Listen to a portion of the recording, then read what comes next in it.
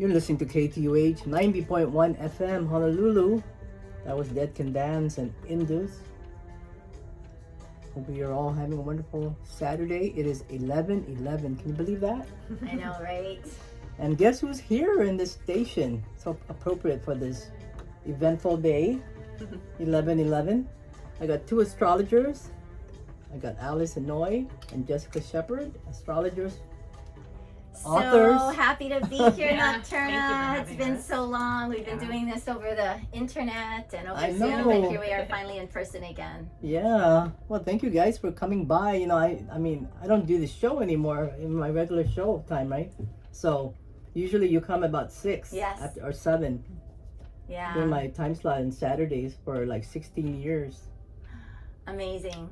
But you know, that little night show is always 3 o'clock, 3 to 6. And you know, thank you for coming. And Jessica, another astrologer who's like, well, you're not new to the island. You've been here kind of. I'm heading into 6 years now. Wow, it's been that long. Wow. It seems really fresh still. But. Yeah, and I remember how you came to Hawaii. It's in your book. It is. Yeah. Yeah, it's gonna be my next book too. It's a big deal. Yeah, and I know you guys are just busy with. I mean, you do astrology. Alice is the founder of Happiness University, as well as a life coach. And I know you're busy writing, and you guys are both writing and doing astrology, and you have this big event coming up next year. And I was so excited when I got that email. I go, Vesta? Are you serious? Oh my God. Yeah, so Jessica and I met about 5 years ago, maybe 4 or 5 years ago when she first came, because she's an astrologer and I'm an astrologer, so we kind of connected on that, and we've been doing a lot of different projects together and ideas together, and Jessica came out with this intuitive card deck, so we had a meet and greet so she could meet people, and then we were talking about doing something together, and so we ended up doing a nice all-day workshop together, and then this whole thing about Vesta came up. So I'm going to let Jessica talk to you about what Vesta is, because I was not as aware of it. I knew of it, but I wasn't aware how important it could be in a chart. Like we all know about like sun and moon and Scorpio and rising signs, but Vesta is an asteroid, right? So maybe Jessica can share a little about that. Yes. So we had a self-care day at my house, and Nocturna, you were there, and I invited my good friend Fern from Wise Stars Astrology, and she was with us, and she was staying that whole week, and just kind of some background as to how this came about, because we were talking, and the event went so well, and it was like, we should do something again, you know, together, all together, and she was like, we should do a Vesta retreat, and I was like, okay, and she just said it like that, and then I just thought about it, and then it just kind of hit me that, you know, that would be an awesome retreat. So what is Vesta and what am I talking about? So, you know, astrology, you know, there's, like you said, the sun, moon, rising, everybody has basic familiarity if you're into astrology, right, with the planets that we use, but this is an asteroid. And Vesta is considered one of the asteroid goddesses, right? And I think Demetra George popularized the asteroid goddesses in I think it was the year I was born. Oh wow! Her book came out. It's so cool. And she kind of brought this to light. I think that like the sexual revolution, feminism, all of this was kind of fresh and ripe, and these asteroid goddesses really spoke to the energetics of what it means to be a woman with all the roles that we have, and you know, it just wasn't in astrology. We have the moon and Venus for women, and the moon being like, you know, our emotional nature and our yin side, right? And Venus being the more feminine connector, flirty, you know, what we like and love and what we resonate with and do not.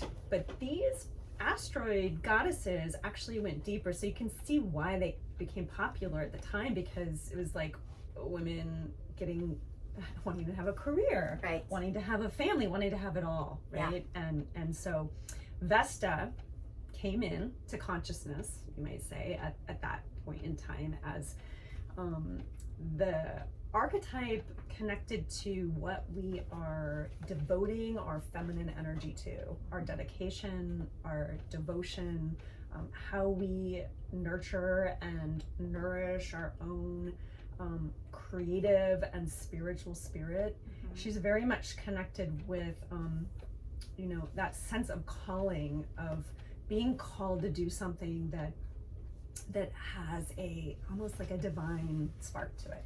So would people look to Vesta to kind of see, like, if they're sort of wondering like where they should put their energy, because not everyone is aware, right, of that? So does Vesta give like a clue to that, would you say? Yeah.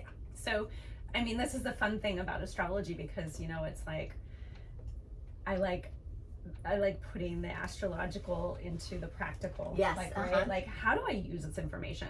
Yeah. So our astrological Vesta, right, would point out in your personality and kind of what you came here to accomplish, what you're here to do on this earth, what that divine spark is, what that calling is for you, that's going to really connect you to your feminine side, to your sense of divinity and being like connected to whatever that means for you, nature, or you know, spirit, Mother Earth, that kind of really you know, that ethereal, lovely sense of like, I'm doing something that is deeply meaningful and you know, furthering us all.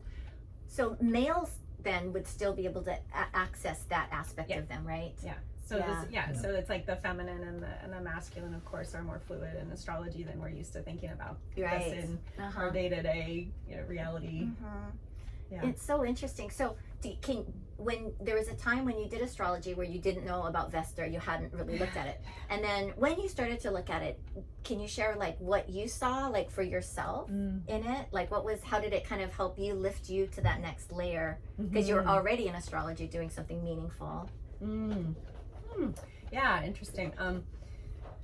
So Venus is conjunct my midheaven in Cancer. Okay.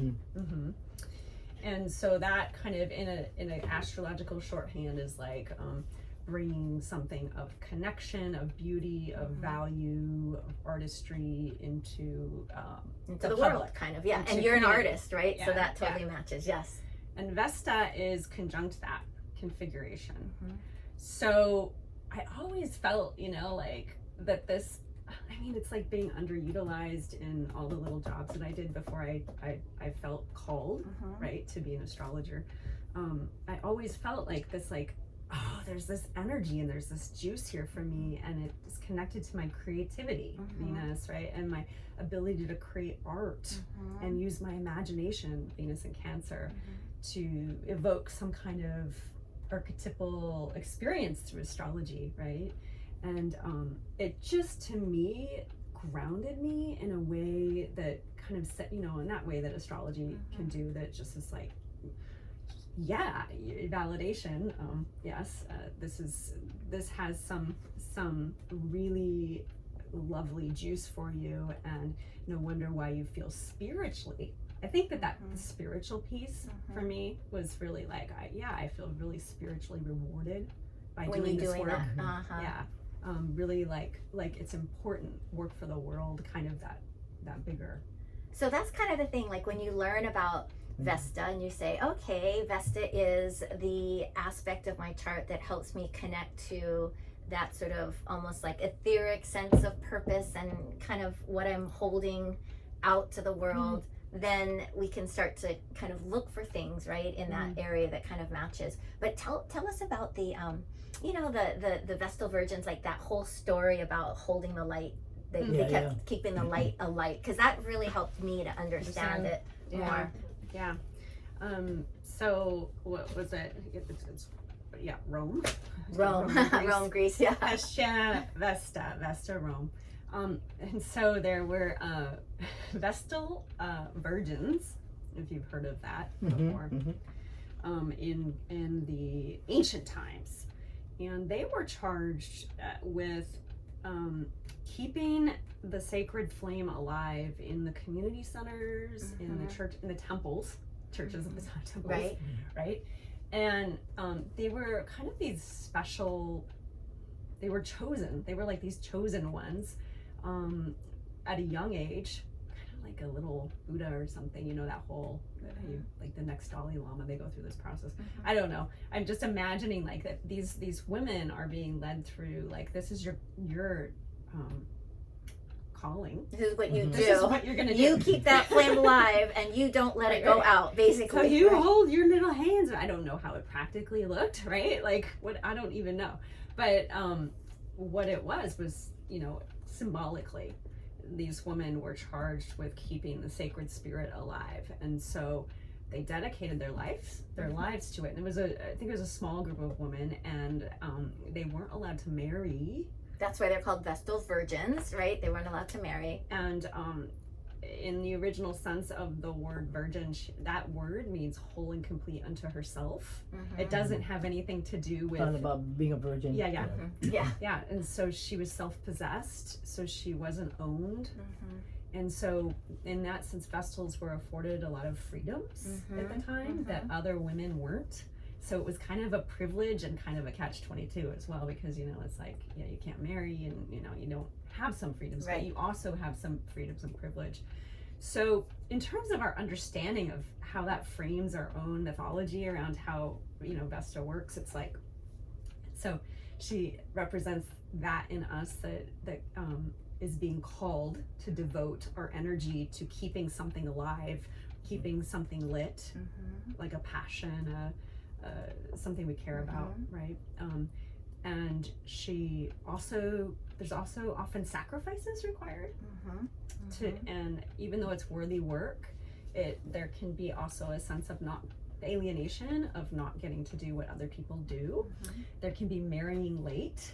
That is a part of the myth as well. And if you know people with Vesta strong in their chart, that it's interesting. Oh, that they might, or not at So all. how do you how can you tell that if it's strong in the chart when you say strong? So you know, we all have a Vesta, so it's going to be somewhere, and that's the beauty of astrology. You have everybody has everything somewhere. Yeah. Oh, okay. And so if I would say strong, I would say if it's like conjunct your sun, your moon, your ascendant, or midheaven, angular energies are always really, they pop, right? Yeah. They have more ability to manifest in action in the life. Yeah, so the whole thing is, I mean, a lot of people are new to astrology, like we're very familiar with it, obviously, but even starting from the understanding that at the time of our birth, right, the planets were in a certain configuration, and that map of the sky basically is a potential. I always think of it like a thumbprint for an individual. And we tend to look at all the main planets, and I think it's really interesting. Like, we're doing something a little bit more above and beyond. So, but it doesn't mean that you can't benefit from knowing it, even though it's not like the base of the chart. But what I found to be really interesting is just understanding the position of mine is really high up in my chart. It's in the most public area. It's in the sign of Pisces, which is healing and spirituality. So I obviously am doing my Vestal work in the world, and I get that. But Nocturna, you looked into yours. Where's yours? Yeah, so mine is in the 5th house in Pisces. It's 15 degrees or 14 degrees, and it's conjunct my Chiron, which is 1 degree apart. One degree apart. I'm like, okay. So Nocturna only had us on the show so we could figure out, like, what does that mean? She really just wanted an astrology reading. I'm just kidding. So, what about the 5th house for you? So for me, about Chiron. Okay, so I know, like, for me, the 5th house, I always think of it as the house of sunshine, the house of happiness, the house of the heart, the house of the child, the house of just, it's just, to me, it's almost like the house of the innocent, like that, just wanting everyone to be happy, like a child, whether you have children or not. So that's kind of sort of my way that I like to translate the 5th house. What about you? Yeah, no, the 5th house is very much, to me, connected to that childlike spirit of discovering yourself through creativity and art. Creativity. And so it's interesting, right, what you're doing, like creativity and art and music, right? Like, in that sense of kind of recreating yourself, that recreation. But what about Chiron though? Yeah. Okay. So that interested me when you said that, because so when a planet, well, you essentially these are two asteroids that are fused. Although people would argue with me about Chiron being an asteroid, but I'm not going to get into that. Too much. So when two planets or asteroids or points are fused together, right? They it's hard to separate the two. Like on my Venus and my Vesta are kind of so with you, to me it would suggest a path of healing through creativity. Like it's not just creativity for you. It's not just going into a process, an imaginative artistic process. There's something about that makes you feel whole, that integrates you on much deeper levels, and which you can heal some of your wounds through music, through art, through And you know what's creativity. really funny? Well, it's not funny, but what's interesting is that it has a trine to my Scorpio. You know, my Your Scorpio. I have Venus and Scorpio. They're conjunct with Neptune in the first house, and that's a trine with Pisces, with Vesta and Pisces. So. So do you connect? Wow, you've learned so much yeah. more astrology than when I first met you. You're speaking language that like most people can't understand. Well, my whole chart is mostly Earth. I have a grand Earth trine. Well, it's kind of like well, it's not an exact trine, but yeah, I have a lot of Earth and water. Yeah, so deep and muddy. No, I'm just kidding. Earth and water. So do you feel like what you do as an artist and who you are makes you different, but also sets you on a path of like helping others to heal their differences and because there's like with Chiron, there's also that sense of alienation and like being kind of different from the rest of the world. Well, you know, I know that a lot of people that have Pisces are connected to me in the arts because that's my fifth house, right? Yeah. And there seems to be a connection with that Pisces. And Vesta is a sister, right? It represents sister. Yeah, she's a sister. And my sister is a Pisces. Oh, there you go. Yeah, astrology is really neat how it all kind of like, there's little puzzle pieces that as we start to discover like pieces of it that we never saw before, it kind of opens up a new awareness about who we are and what our purpose is and where we're headed. That's the one thing about astrology that I find interesting. Plus, on top of it, think about it. Before I met you, how many astrologers did you have on your radio show? Like, you're actually, to me, you opened up your platform to so many people, artists and musicians and astrologers and just anything to do with like the spiritual aspect of Healing things. arts. Well, right now I have I'm a progress Aquarian. That's where my progress, and then it's going to move to Pisces, so it's going to become more spiritual down the road. Well, we're looking forward to that. So Let's see how you guys evolve. are the Aquarians. We're Uranus, waking you up. the Uranus. Waking you Well, up. Uranus rising. Yes, I Yeah. Wow, this is so amazing. I mean, so if people are probably wondering, well, how do I know where my Vesta is? How did you find out? Oh, I know my birth chart. Did you have a reading with Alice?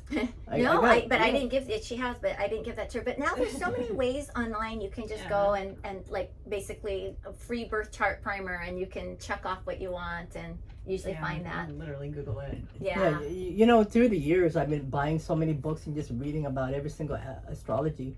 Sometimes I can't sleep. I just think about astrology all the time, more than music, believe it or not.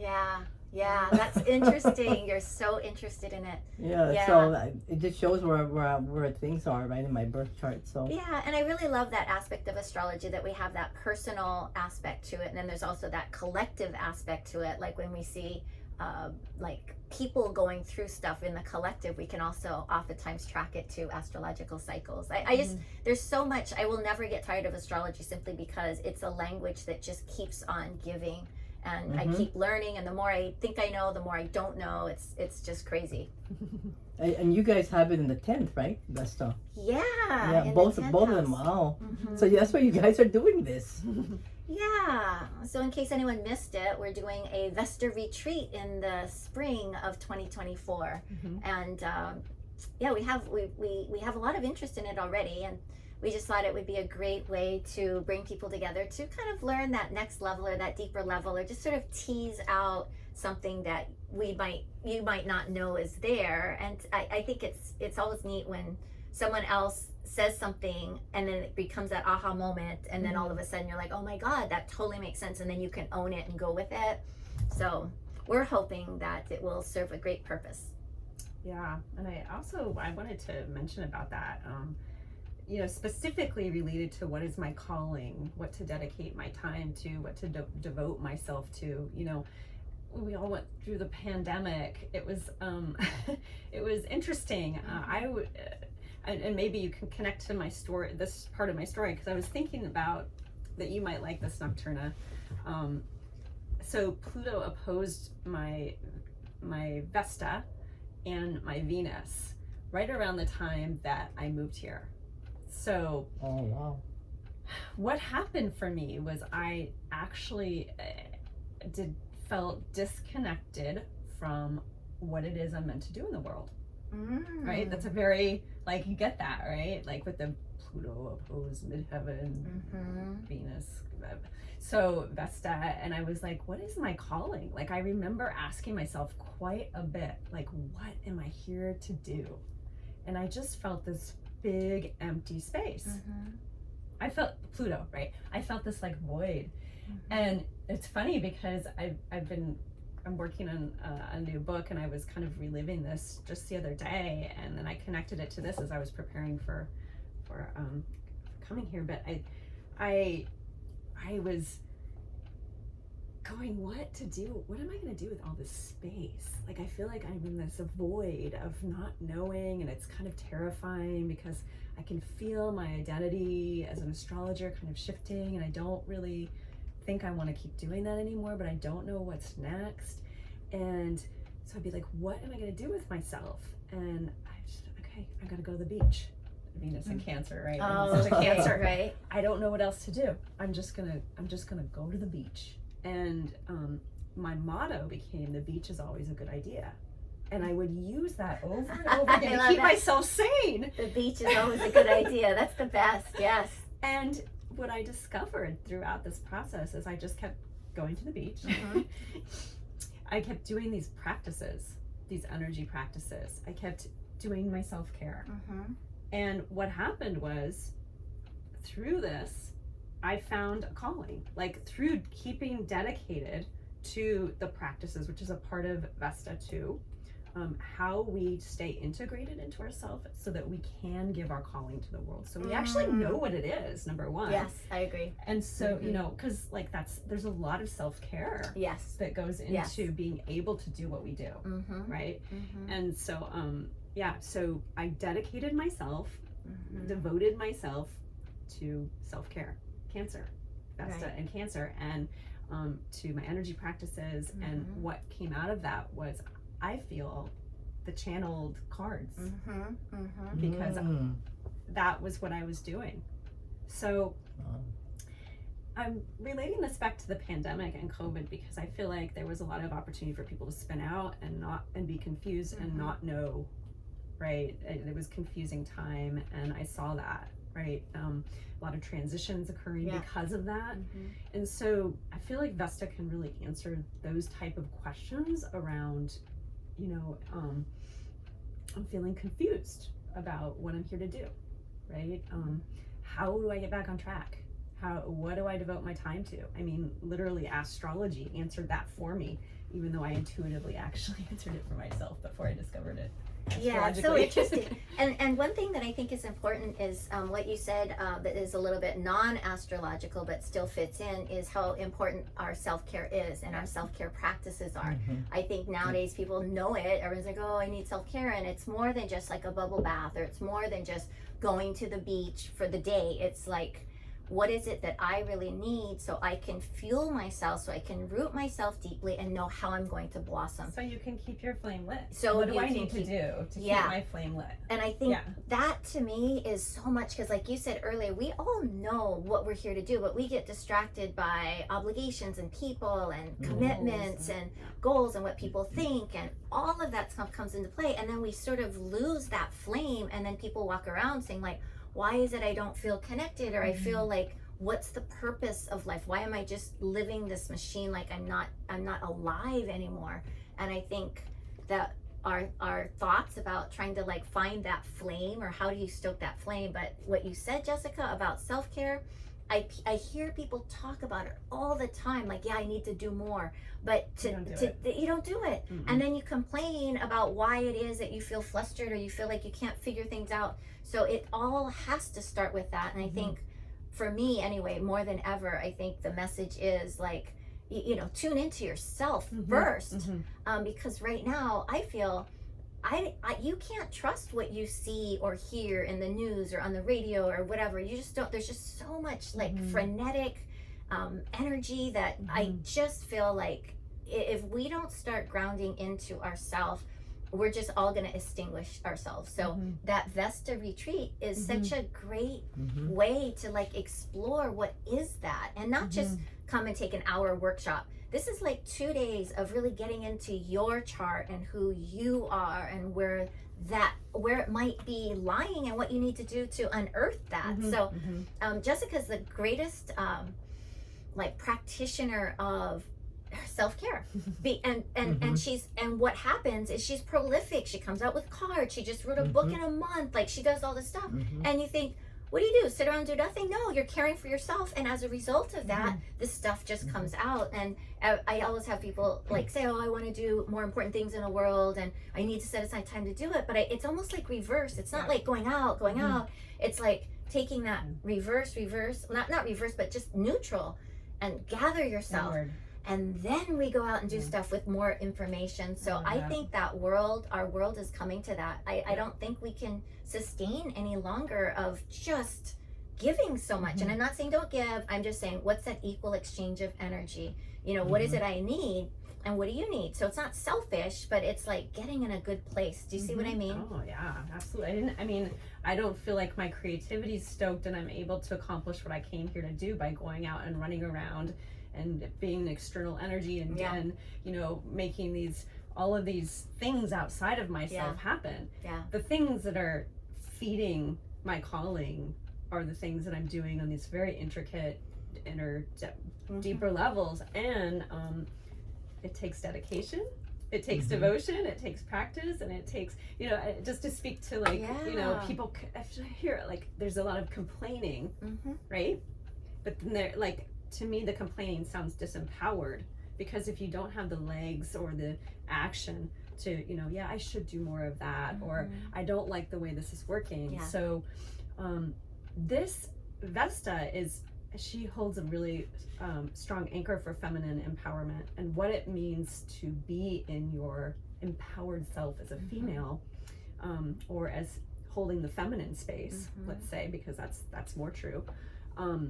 To be in that empowered energy is to actually self-care, and to notice yourself and listen to yourself and honor yourself and do all these things that everybody's like, you know, I'll do it on a rainy day, and then so you can birth it. Because it's like so much action, right? It's like all this action, masculine, and we need action. We need to go out and do stuff. I get that, but that feminine, which is the perfect balance of it, is where the magic, that's where the zygote, right, the sperm and the egg come together. So we need to have that egg energy in order for that to happen. So I just think it just comes at a perfect time. I would have never, I don't even know it well enough when you were mentioning it at that point to even think of doing it, but the more we start to dive into it, the more you realize this is exactly what we need. Like, what's that flame? Like, I always think about when I was younger. Now I don't think they have it, but in the old days they had those ovens with gas lights,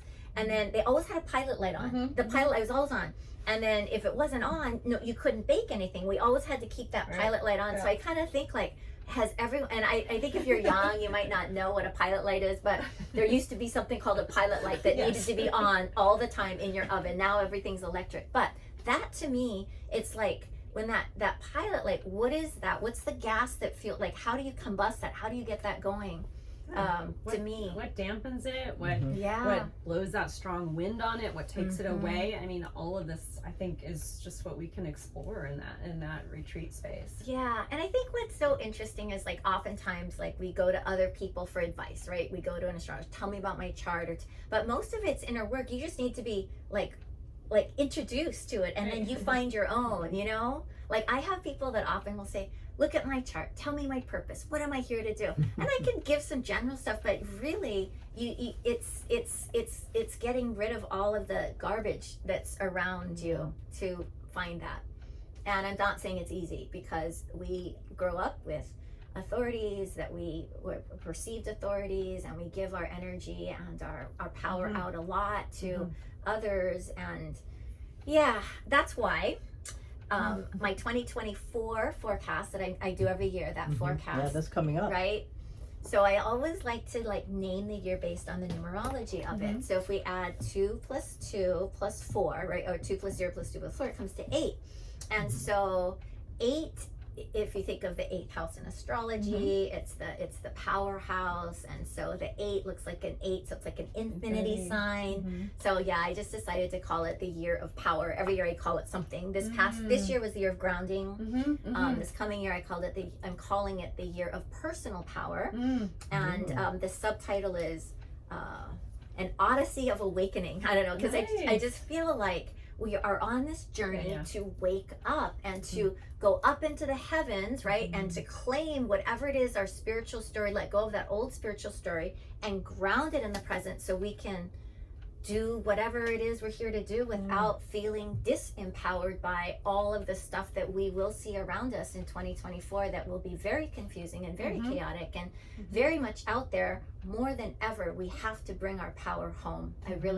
I can't say that enough. And we're both working on this in different ways. Yes. It's just really interesting. Yeah, like the energetics of power as kind of something that I work with. Like, how am I holding, like literally when I'm sitting here, like right before I came, like, where is my energy? How am I holding my energy? Because I speak that language of energy. I know, where am I in my power? I can ask that question and I can know the answer. And how valuable would that be for like people like going through corporate shifts? I mean, you work at so much in corporations, and sitting around that table, that boardroom table, and I've heard stories about like just how disempowering that can feel. Like, what would it be like to actually be sitting there and be holding your power? That's what I'd like to see. Yeah, and even recognizing that it can come in a way that you might not have thought it to be, because traditional ways of showing up might not be the new way of showing up for you, to be able to sit on that table but still hold your energy, right, without subordinating it because of your past paradigms that you have. So yeah, I think we're really moving into, I'm sure everyone's feeling it, like, just, I mean, don't look at the news, but if you look at the news, there's just a lot happening out there, and I think it just really messes with our collective energy, and then we start to diffuse and sort of lose, and then we walk around untethered. And more than ever, I think we need to buckle down. I know you have a date for this, for the event, right? Which one? Oh, 2 of them. So we have, my astrological forecast is going to be it's like right when Pluto moves into Aquarius, January 20th, I think. Sunday the 20th. Yeah. But that's like, it's gonna retrograde back, right? Yeah, it's gonna go back and forth, but it's kind of like a movement into it's kind of a day, right? And then that's that. And then in March, I think it's the end of March, right? We decided to do the Vesta workshop, and it's gonna be Saturday and Sunday. Did you pick that for a reason? Did you look and see what was transiting that time? No, it's the end of April. The end of April. Okay, it's April 26th to 28th. Yes. Yeah. So the way we picked the date was based on. What was really based on was all of our energies had to be good. So it was based on all of the leader energies. And Jessica's friend Fern is, her company is Wise Stars Astrology, and so she is planning to come in. And she lives in New Mexico, so she'll come in for that weekend. And, because I know astrologers, they look at the date to make sure that's a perfect time for everything. Yeah. And every astrologer has a different opinion about what that is. No, so I mean, we all had to, like, really Yeah, we had to really find the date that worked. Fine tune it. Right, And right. we live on planet Earth, so we also need to make sure that It works for everybody. it works for, like, it's For not just the everybody. stars, but just that Yeah. it's all grounded. Yeah. Yeah, so it's just an opportunity for us to just get together, share some more information, help people find deeper levels of who they are, what they're here for. Yeah, Yeah. because you know, there's so much in astrology. I remember when we did that interview, Mhm. your name, remember, was on my 4th house.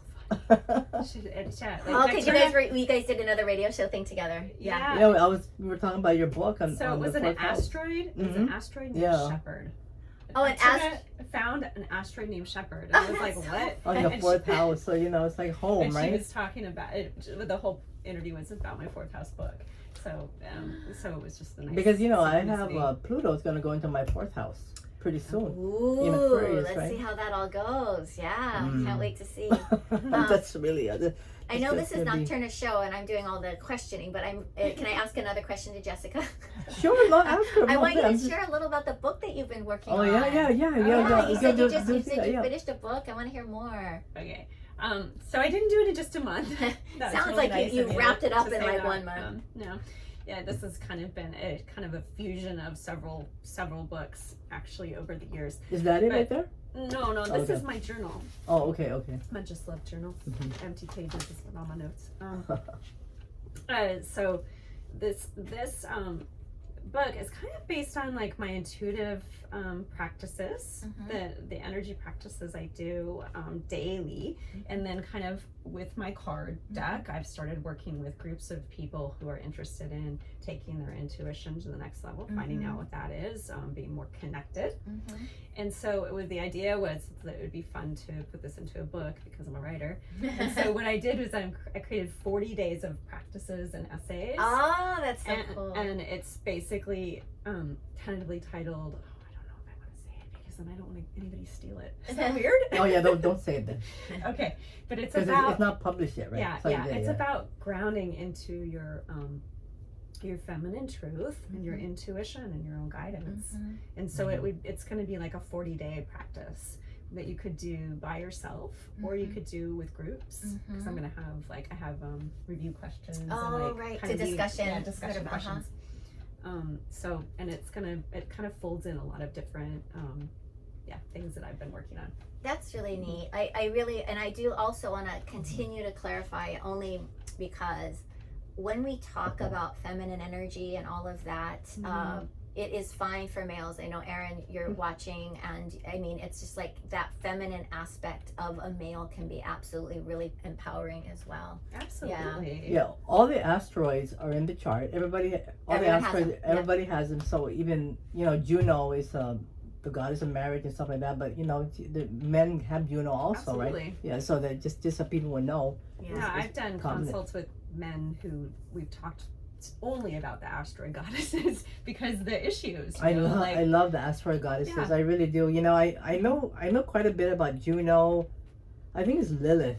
How do you pronounce it? Lilith, like Black Lilith, the yeah. Black Lilith.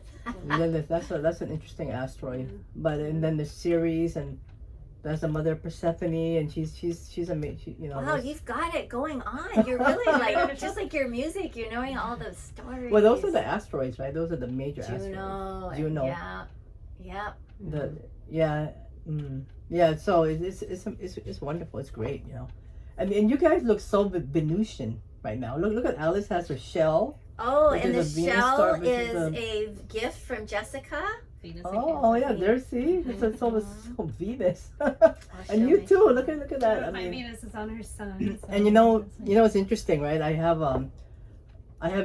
Taurus in the 7th house with my moon, right? I have a moon in Taurus in the 7th house with Jupiter conjunct. So all my one-on-one connection and friends and stuff like that are Venetian. I mean, that's really that's what happens, right? Huh? I love it's it. lovely.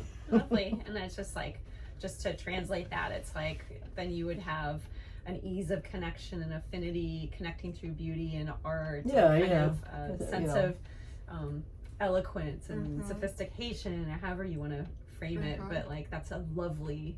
I know. Well, quality. the moon in Taurus is this is a good placement, right? Yeah, definitely. Your favorite planet, as I recall. You're like the moon. You said a moon in Taurus. You said it was your favorite placement for yourself. It's good. It's a exalted. good placement. Yeah. Mhm. Yeah. It's what do you call it? Exalted. Exalted. Yeah. So that's a good placement. Now, on the other hand, my Venus in Scorpio is not a good placement. So that's the crazy thing, but that's okay. Well, I hope we can get away from good and bad. That's something that turned me off about astrology for a long time, because I just feel like, all the colors in the rainbow are necessary, right? Well, I think when I was younger, it was harder. But I think when you get older, you kind of know how to work Manage that. it more. Right. Yeah. Yeah. So I think when you're younger, it's like, oh, you got this Venus in Scorpio. You don't even know. I didn't know back then what I had. Yeah. There's truth to But, it that it is sometimes difficult, right? Yeah. That you have some different experiences. Yeah, I think it's interesting. I think because I have my moon in Scorpio in the 5th house, so I tend to look for the bright side and all. Even when I was first learning astrology, and people would say this is not a good placement, or this is like weak, or this is like, I would just be like, that's just me, and that's my lessons, and I'm learning it. It's just part of, like, I can't imagine if every planet was in a good place and every like, what does that look like? So.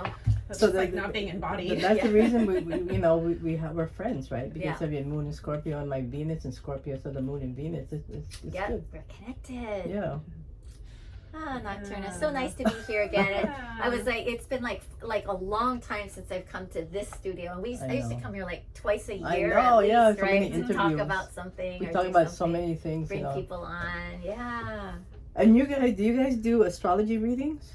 Or if people want to get their reading, they want to know, like, where's my Vesta and how am I gonna? I'm pretty full in my astrology practice.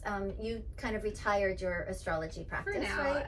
I am going to be doing something in January. We just were talking about it today. I think get on my mailing list. 33 Butterflies. I was thinking about doing 33 Butterflies and Kalamal sells my intuitive energy divination deck. Oh, okay. And the owner and I were talking today about doing some little mini astrology personal readings at some point at the beginning of the year. So I've done that before, and that would be like a by donation. But technically I am not doing personal consults, so that would be a very special thing. Yeah. Super cool. I know Alice did my like 1 or 2 times. Oh, I'm waving at my Facebook friends. Oh, okay. I was going wave. to somebody behind Because me. somebody was saying great inspirational insight. Thank you, Aaron Pryor. Yeah. So wow. This is I'm already signed up. You know that, right? Yes. Yeah. I was probably the first one that went, I'm in. when I saw that, I'm like, oh my God, I got to do it. Because Vesta is something that I've always wanted to. Anything with astrology, I'm in. I love that. You guys need to do more astrology workshops. All right. So what after Vesta? What's next? Well, we will go from there. How's that? So awesome. I think that's great. So a little bit more about if people want to sign up, or are you opening up the? Yeah. So we are. So basically, the best way is just to come to like one of our websites and just get on our mailing list. That's the easiest way, because then you'll get all the latest information on that.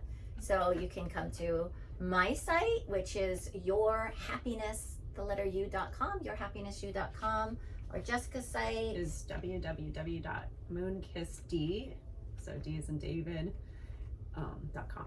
Yeah. moonkissd.com.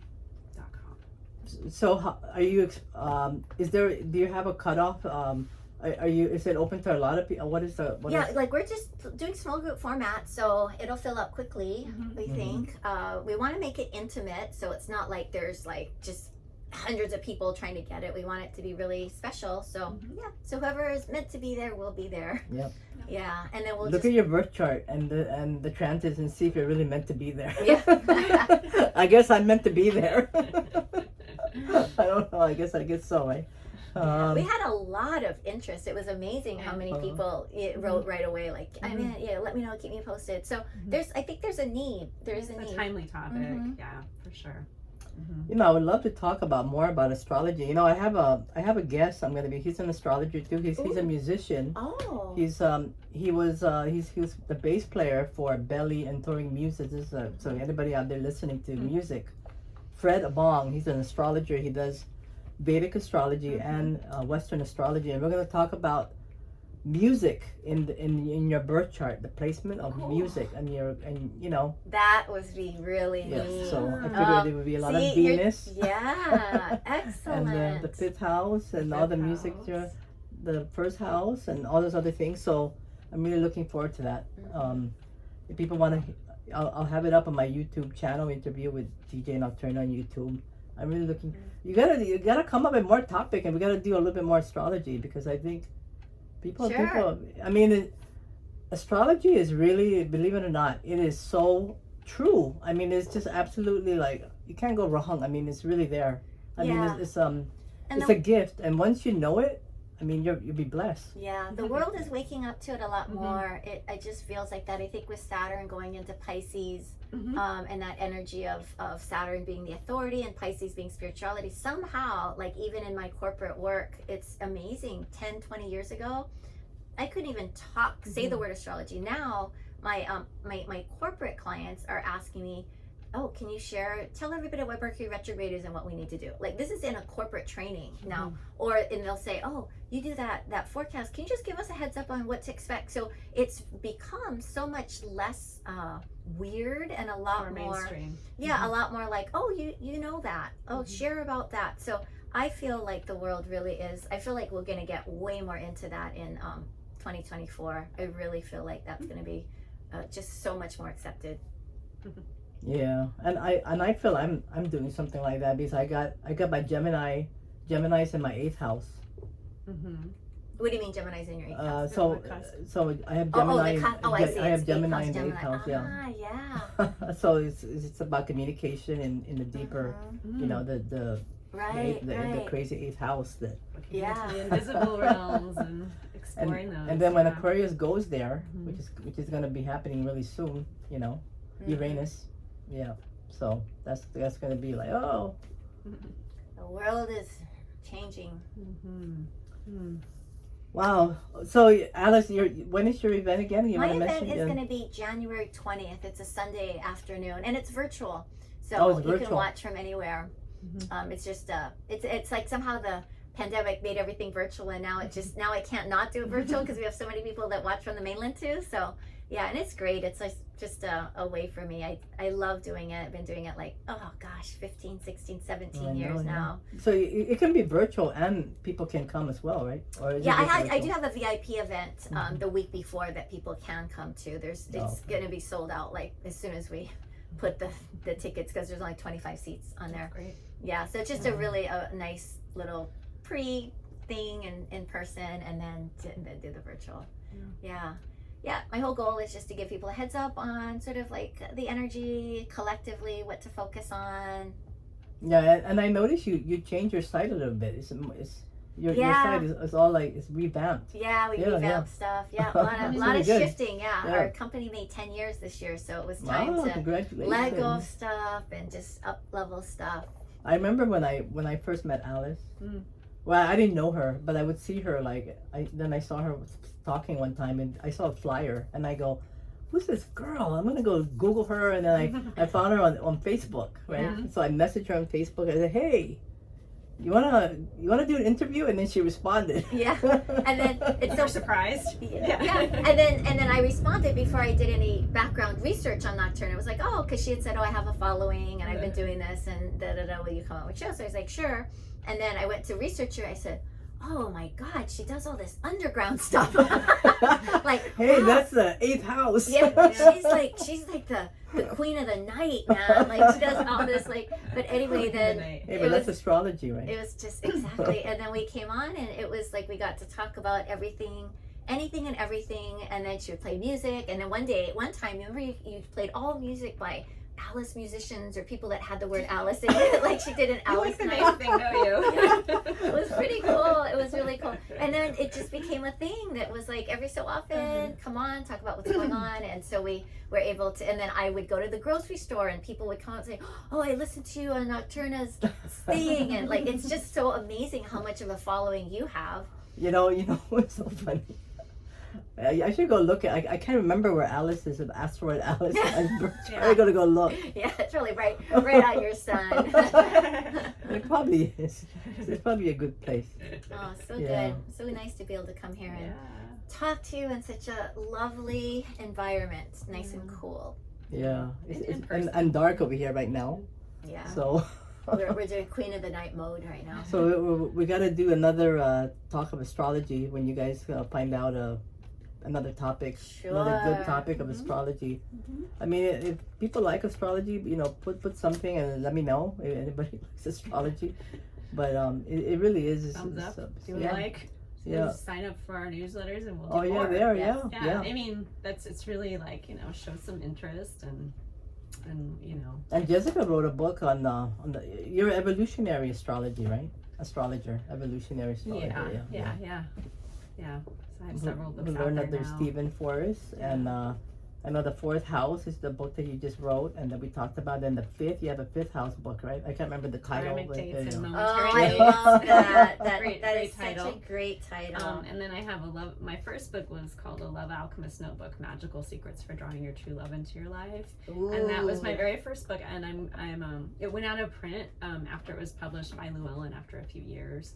But I'm republishing that next year, and I'm having fun, giving her a makeover. yeah, I met Jessica through Alice when you did that that event. Yeah. And then I ended up buying all your books and I reading know, them. it And was I'm great. like, oh I was my like, God. I got a fan And then here. and then I'm gonna notice this person. No, and then I Yeah. just Your learned- enthusiasm you is just learn so really much, appreciated. I mean, like, we feel so supported by you. Aw, and yeah, I well, thank you. shared that You with you guys too, before, yeah. but it's true. And that's how I think in this day and age when things are so diffuse and distracting, and to show support and enthusiasm and value to the healers, to the people who aren't necessarily in the mainstream doing this, Seen that and way, seen. yeah. is so Heartwarming. It is. Yeah. And maybe that's your Chiron Vesta in your fifth house too, is bringing light to the people who are healers in the world, and kind of giving them a platform and a stage. Yeah, That would because be- that was so amazing, because when you go on for a TV interview, you get a whole 90 seconds or two minutes, right? Yeah. But to come with you, it was like we could converse and talk, and just that it's like, I feel like it's so rare these days. Everything's so fast. Like, here, get what you need to say, get in and out. But this way we get to unfold it. If you don't understand something, we can talk more on it. It's just a nice format. Well, you're both Cancers, right? And my Cancer is in my my ninth house. Oh, so Yeah. giving us a larger So platform you guys to share are our like energy. The ninth house is Publishing. ruled by is ruled by Jupiter, and that's the teacher, right? Yeah. Yeah. So that's what you guys Teachers. are. Yeah. And then- There we go. I'll take it. Yeah. That's right. So that's how real astrology is, right? I love it. Thanks for having us. Yeah, Yeah. Well, thank thank you you so much for again. coming. I mean, we could talk all day about astrology. We'll do it again. We'll do it again. But And but today thank is you for. 11/11. I know. I mean, did you know that, Alice? I did. I mean, I'm like 11/11. We talk about it all the time with Alice. This number. Remember we The did how many- synchronistic, the synchronistic. 11/11. On November 11th, 2011, 11/11/11, which Yeah. was 12 years ago, 12 years ago, I did my first big event. Oh. Yeah, I did a big event. I rented an Alamana hotel. We had like 300 people come, and it was just all about synchronicities. That's and it was cool. kind of cool. It was kind of Yeah. neat. And one gentleman stood up and he said, he came alone, and I said, why did you come? He says, well, he's like, I was born on November 11th. I lived at 111 Park Street or something, and he was from the East Coast. And then he said, then he started investing in real estate, and he said he bought some real estate and some things, and when he got the documents, the address was 1111 and the unit was 111. Like, he just said it's just been following his whole life. So he just came to see like what's going on. He had to come to an 11/11 event since his whole life was revolved around it. But I just think of it as an incredible alignment. Like, whenever I see 111, it's like, oh, everything's right on track. I see that all the time. Yeah. 222, 333, Yeah. whatever it may be. Yeah, I don't I know love anymore that. than 999. So, Nocturna, I live at 1999, and that's like my favorite, album. Oh yeah, her address is 1999. And That's so right. when we were looking at houses, I was like, this is so meant to be, because I had a picture of the purple guy, the purple god, in my bedroom when I was a very young girl. Oh, that's so perfect. I've always loved Prince. So he was like my connection to 1999. But there's so many different ways to, you know. Did you know Apollonia lives here in Hawaii? She does? Really? Yeah. Do you Oh know my her? god. She's dating an attorney here, a local attorney. Yeah. Oh, wow. Yeah, so she might have seen her at the grocery store without knowing it, because it's been a long time since we've seen her in that movie. Wow, that's so Oh my god. cool. That name. You should get her on the show. I know. Well, I play her music. Oh, you do? Yeah, in the club, you know, dance music. Yep. Okay. Well, let's Oh hook it wow, up. I didn't even know that. Yeah. Okay, that's great. It's been like Yeah, Alice 20 knows some years. everything. I did a whole back when I was like really doing consults and everything, and I did a whole reading on Prince's chart on my website. I should send it to you. You know, Prince is. Let me try to remember. Is he a Gemini? Gemini, right? Yeah. Yeah, Wow. It was really interesting. Yeah, I think it might have been right around the time he passed, but Interesting. Yeah. I wonder. Do you remember his music? The music in the chart, like how the. I feel like his Venus in Taurus. I feel like that. Yeah. I have to. It's been a little bit of time, but yeah. Oh. Yeah, those they really do make sense. Yeah. No, you would look at it and be like, oh, no wonder. And all of his journey from feeling like a slave to the record industry, and you know, his kind of independence, and you can really just see it in the chart, like this like past life. I did a past life story analysis of his nodes. Oh, really? Because that was a specialty of mine. Do you guys remember what's your south node? Huh? Do you remember your south node? Do you? Yeah. My south node's in Sagittarius. Second house. Yeah. Oh, my south node's I think in Capricorn, right on the cusp of the 7th. So. Yeah. So we're talking like this. Everyone listening is like tuned out. They're like, what the hell? I have no idea what that is. I think I'll go make dinner. But the cool thing is, if you come to the workshop or the retreat with us, we're not gonna. Yeah, it'll be really. It'll be languaged, you know, in a way that. Everybody gets it. And then everybody will totally like it. They're gonna say, when is the next one? Just talk with the next goddess or the next. But thank you both for coming on the show, and again, Alice Inoue and Jessica Shepard, great astrologers and authors of books, and we're looking forward to the next book and the next event and the next book, Alice, and I'm sure there'll be another one. We can't wait. You know that superhero? Her book on the superhero? Oh my gosh. Yes. She's taking that to all new know. All new levels. Thanks to Jessica. Jessica's my synchronous. She mentioned it, and then it went from Hawaii to California to Chicago to me living there, basically flying there all the time. Is that must so have had amazing? a before, you know, prior to this life arrangement. I must have done something amazing for you in my past life for you to want this. Speaking of past lives. Yeah, we could come on and do a past life show one time. Oh yeah, let's do a past life thing. Yeah. That's you know, fun. all the Sagittarius people are like I have a past life with them, right? Yeah. I don't know about all of them. No, not all of them. Maybe not all of them. But the ones that I do. But hey, that's true. It's Sagittarius. They're big. Yeah, that's well, thank you so much. They've never been recorded through iPhone, through this video phone, through my phone, through your apparatus. We got it all. So one of them gotta work, right? Thank Okay, you. well, thank you very much. Well, you know, it's 6 o'clock. Oh, you're listening to KTWH 90.1 FM Honolulu. This is DJ Nocturna, and thank you for tuning in. Thank you guys for joining me. And happy 11/11, everyone. Thank you for. Thank you. I do another radio show. It's called ModSnap Radio. It's located. It's based in Texas, and of course you can find it at modsnapradio.com. And also my interviews on my YouTube channel. Interview with DJ Nocturna. Thank you for listening. And 6 o'clock. All right, let's play more music here. I would play Prince, but I don't have it set up. Okay.